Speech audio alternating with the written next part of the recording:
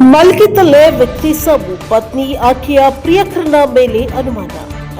ಚಿಕ್ಕಬಳ್ಳಾಪುರ ಜಿಲ್ಲೆಯ ಗೌರಿಬಿದನೂರು ನಗರದ ವಿವಿಪುರಂ ಬಡಾವಣೆಯಲ್ಲಿ ವ್ಯಕ್ತಿಯೊಬ್ಬ ಮಲಗಿದ್ದಲ್ಲೇ ಅನುಮಾನಾಸ್ಪದವಾಗಿ ಸಾವನ್ನಪ್ಪಿದ್ದು, ಆತನ ಪತ್ನಿ ಹಾಗೂ ಸ್ನೇಹಿತ ಸೇರಿ ಕೊಲೆ ಮಾಡಿರುವ ಶಂಕೆ ವ್ಯಕ್ತವಾಗಿದೆ. 40 ವರ್ಷದ ಶಿವಕುಮಾರ್ ಅಲಿಯಾಸ್ ಸಾದಿಕ್ ಮೃತ ವ್ಯಕ್ತಿ.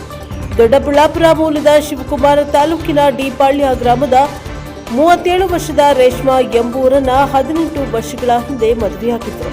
ದಂಪತಿಗೆ 16 ವರ್ಷದ ಗಂಡು ಹಾಗೂ 10 ವರ್ಷದ ಹೆಣ್ಣು ಮಗು ಇದೆ. ಪದೇ ಪದೇ ಮನೆ ಬದಲಿಸ್ತಾ ಇದ್ದ ಇವರು ಕೆಲವು ತಿಂಗಳಿಂದ ನಗರದ ವಿವಿಪುರಂ ಬಡಾವಣೆಯಲ್ಲಿ ಬಾಡಿಗೆ ಮನೆಯಲ್ಲಿ ವಾಸಿಸ್ತಾ ಇದ್ರು. ರಾತ್ರಿ ಹೆಂಡತಿ ಮಕ್ಕಳ ಜೊತೆ ಮಲಗಿದ್ದಾಗಲೇ ಹಾಸಿಗೆಯಲ್ಲಿ ಸಾವನ್ನಪ್ಪಿದ್ದಾನೆ.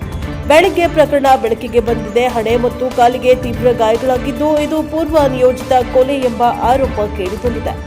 ಮೃತನ ಪತ್ನಿ ರೇಷ್ಮಾ ಹಾಗೂ ಆಕೆಯ ಸ್ನೇಹಿತ ಶಾರುಖ್ ಮೇಲೆ ಅನುಮಾನ ವ್ಯಕ್ತಪಡಿಸಿ ಮೃತನ ಸಹೋದರ ಯಲ್ಲಪ್ಪ ದೂರನ್ನ ಸಲ್ಲಿಸಿದ್ದಾರೆ. ಗೌರಿಬಿದನೂರು ನಗರ ಪೊಲೀಸ್ ಠಾಣೆಯಲ್ಲಿ ಪ್ರಕರಣ ದಾಖಲಾಗಿದೆ. ರೇಷ್ಮಾಳನ್ನ ವಶಕ್ಕೆ ಪಡೆದು ವಿಚಾರಣೆಯನ್ನ ನಡೆಸಲಾಗ್ತಾ ಇದೆ.